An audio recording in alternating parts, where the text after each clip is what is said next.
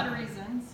But Jay hired me 10 years ago to start Young Lives in Holland, and when he called to tell me they were offering me the job, and then he said, let's meet and talk about the nuts and bolts, and I said, okay. So I hadn't said yes yet, but I pulled into the parking lot to meet with Jay, and I prayed, because I was leaving a job in ministry, and I prayed that the Lord would protect my time, that if the job was supposed to be 15 hours, that I would really work 15 hours, because ministry tends to suck you, right, more. That the schedule would be flexible enough that I could be with my family, especially my 2 kids. They were in middle school at that point, but I still wanted to very much be around, and that I wouldn't have to take a huge pay cut. And I literally laid that before the Lord, walked in, and I remember Jay greeting me and saying, before we talk nuts and bolts, I want to talk about your hours, your pay, and the flexibility in the schedule. So that was me knowing God wanted me to do this job. So I did that for 5 years, and then the divisional role came open. And I had told Chris I wasn't interested. I told Amy DeYoung I wasn't interested. They both told me that they were recommending me. I came back after Christmas break and said to Jay, you will never guess what has been going on. And he started laughing, and I was like, oh my gosh, you're in on this. And he said, and he and I had talked about this and kind of joked about it, but my longevity in any job is about 5 years, and then I get bored, and then I need something else. And he said, Jane, you've been doing this job for almost 5 years, you're going to get bored, and I think you should apply. So it was because of his encouragement and other people supporting me that I took this role. So I've appreciated Jay's support of me and his encouragement of me and his affirmation of me. But one of the things I think I most deeply appreciate about Jay, and I think Aaron kind of alluded to this, is you can be very vulnerable with Jay. I remember, this is me being vulnerable with all of you, but 5 years ago I had surgery, and I've gained a lot of weight since then, and I don't feel very good about myself sometimes. So I walked in the office on this one particular day, and Jay happened to be there and greeted me, and he said, how are you? And I said, I feel like I'm sucking at my job right now, and I don't like myself. And Jay could have said a lot of things, or he could have said, oh boy, look at the time, I gotta run. But he looked me in the eye and said, Jane, you are wonderful. That's all he said. He put his arm around me, and he gave me a little hug. And Jay does make you feel like you matter. He sees you. I've so appreciated his friendship. He and we're at a different stage of life than most of you. And we deal with different kinds of things with teenage kids and grown kids. And we've gotten to pray for each other and for each other's kids. And I have just appreciated his friendship so much. And I really have been thinking over the last few days about a verse that I felt really embodied you, Jay, and I really feel like the Lord gave me Micah 6, verse 8 for you. And it says this, He has shown all you people what is good. And what does the Lord require of you? To act justly, and to love mercy, and to walk humbly with your God.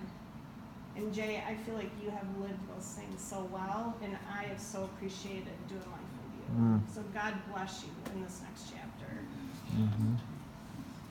A couple things, we should say, but a couple things I want to say. I have this history in my ministry with Jay as well. I remember taking leadership 2 with Jay, and he was my trainer for that. He was too pretty maybe.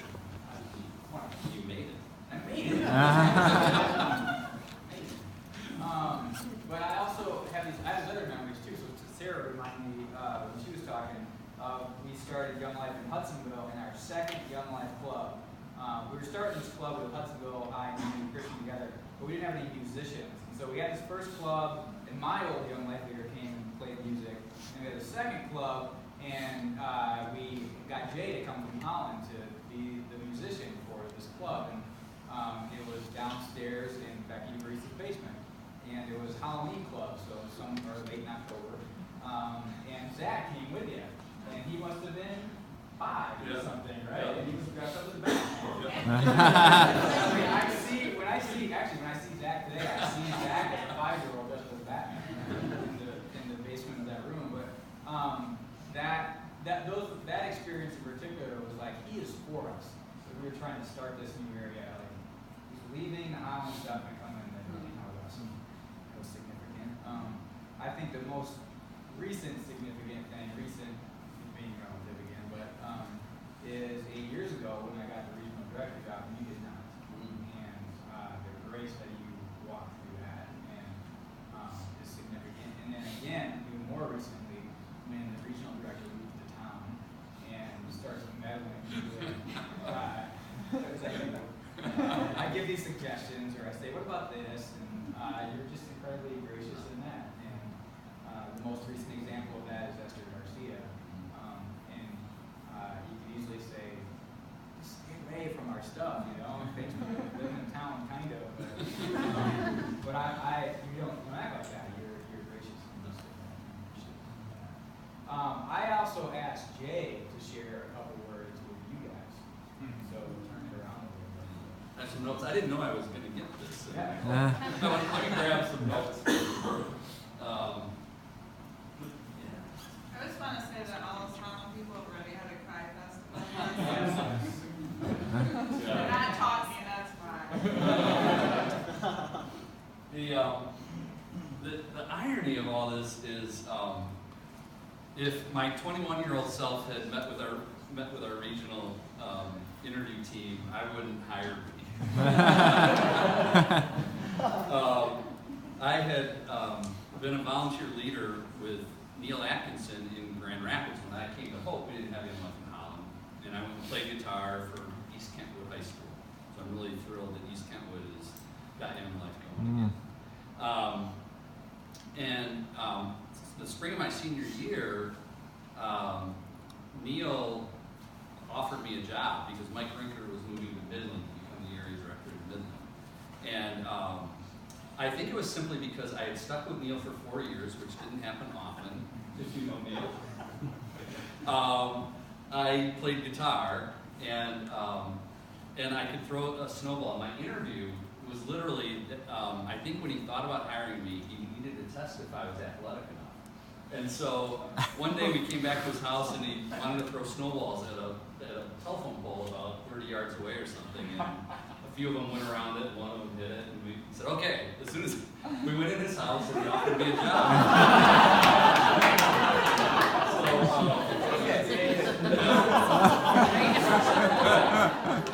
And then later, I was in that vein, Neil brought adult guests to Saranac and I led the trip. And we lost our first volleyball game, and I got scolded because East Kentwood always wins the volleyball tournament at camp. And that was part of the culture of Young Life. So with the exception of playing guitar and being able to throw a snowball, I really didn't fit the typical profile of a Young Life staff person. I was not the guy, and we were all guys in the room at that time.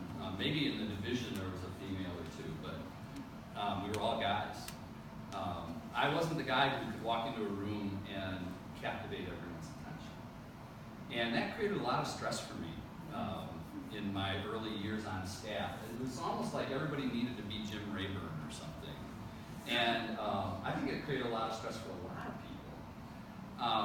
And it took me about 5 years to figure out that I actually could have a place on staff without that being my personality.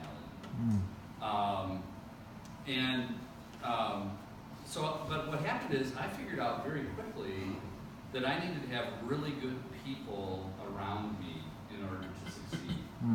And in some ways, in a very small way, it was like that Jim Collins Good to Great. Like, you know, the role of the leader is to get the right people on the bus and then get them in the right seats. And because I couldn't do it all myself, like a lot of Young Life staff people, I had to build teams pretty early. I had to learn that pretty early on.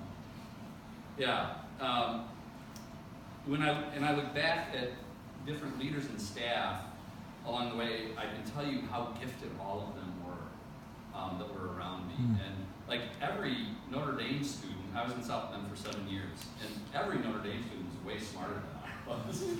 That's just the nature of it. And there was actually a guy in South Bend, Chip Stam. His aunt was Mary Stam. If any, he came out of North Carolina. If anything good can come out of North Carolina. And he was a music professor at Notre Dame. He was like the state champion in tennis as a high school student. He had like way more energy than everybody. And I remember thinking like, Chip Stam would be a way better area director than me. But then somehow God told me like, but that's not Chip's calling, that's your calling.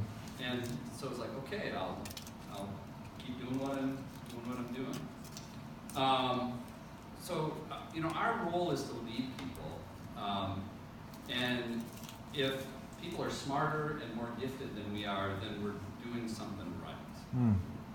And if that really bothers you, then you're probably doing the wrong thing. Because our job is to build excellent ministry teams.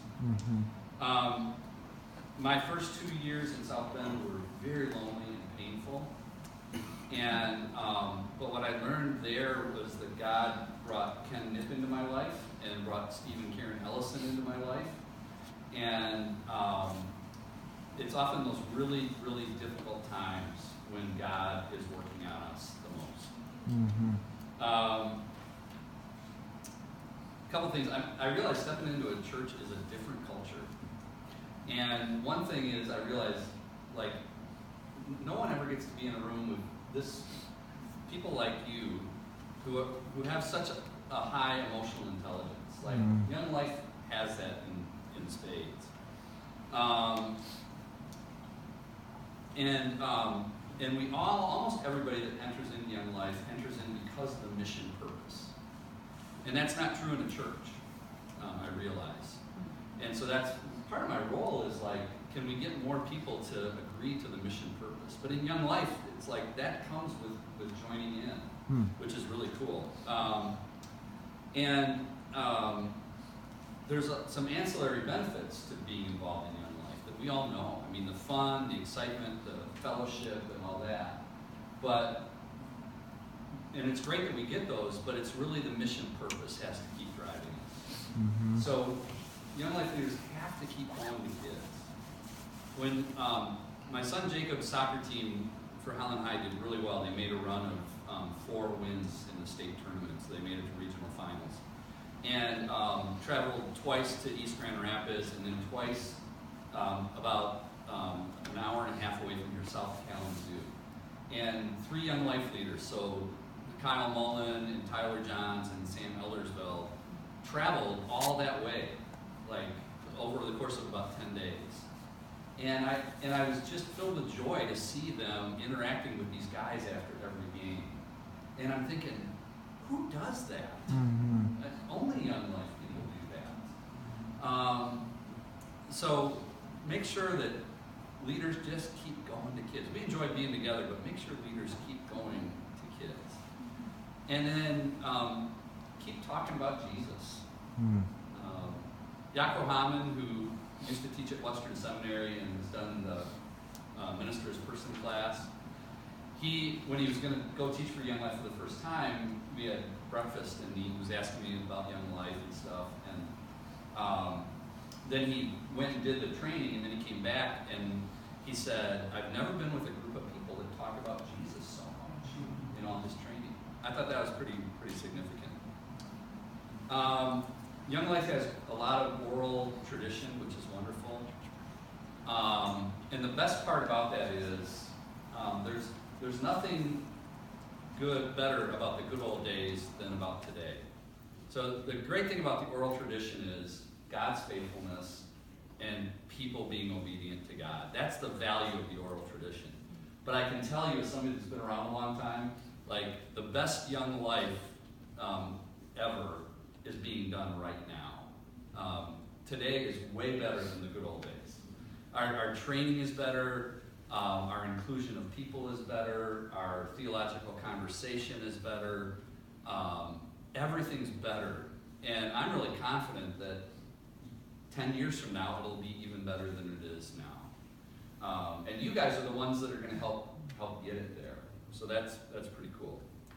Last thing, Kevin Eastway, I've benefited from hanging out with him lately. And in his PDD training, he talks about a friend challenging him that not enough people tell him no, and so like to take more risks. And so I practiced it this fall on a guy. I asked this grandpa of a Capernaum friend if he would join a mission community. He said, "Oh yes, love to do that." And then some other things came up, and I said, "Oh, this Thursday we're having an all hands on deck meeting, and we usually have some kids and leaders share. Would you be willing to share about your grandson?" "Oh, I'd love to do that." So we're on a roll now, you know. And so then I asked him about the fall weekend. Like, would you and Pat be interested in coming up on the fall weekend? "Well, I'm not sure, you know." He gave me a couple reasons why it might not work, and I gave him a couple reasons why it might work. And yeah, well, I think we'd like to do that. And not everything worked out, but I had Kevin in my head right then going, I'm just going to keep asking, like, can I borrow your Lexus this week? Yeah, and I realized that my batting average of asking people for stuff was like way too high. It was like 980. People just never told me no, whether it was to become a leader or come on committee or become a committee chair or be an adult guest so my one bit of advice would be try and make people say no to you. Try it.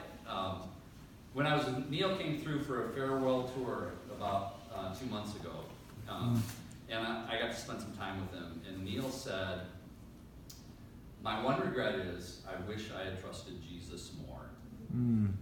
And I think that's my one regret over the past 35 years is I wish I had trusted Jesus more. So.